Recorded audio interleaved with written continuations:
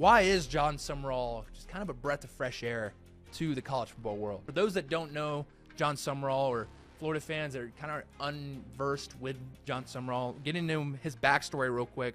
He was 45-13 as a head coach since 2021, so the guy's really successful. And now he's at Florida, and he's expected to do great things. But why am I high on this coach right now? Why am I super like, hey, this compared to, like Ryan Day, Kirby Smart, which are already pretty established names, and their cultures are already pretty solid. But for a program that's so established and that's been kind of in the gutter for a while, being Florida, it's kind of like, hey, like you finally have a guy that's gonna give hope. Kind of have a guy that's gonna give you a chance to be what you were back in the early 2000s when Urban Meyer was there. For me, right now, the biggest reason is he kind of instills the toughness.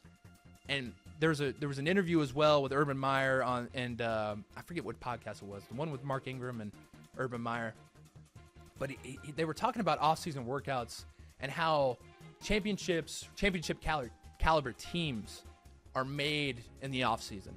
And he was kind of basically just saying like, hey, we try to make it almost impossible for our players to go through these, because if they go through it now, they're going to be in the games in November, December. They're going to be like, this is adversity.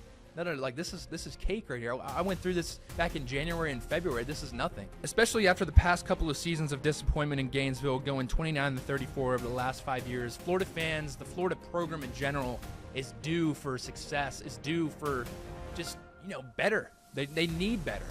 And I'm a firm believer in this as well. Whenever Florida is good, college football is good. It's just fun. It's just better.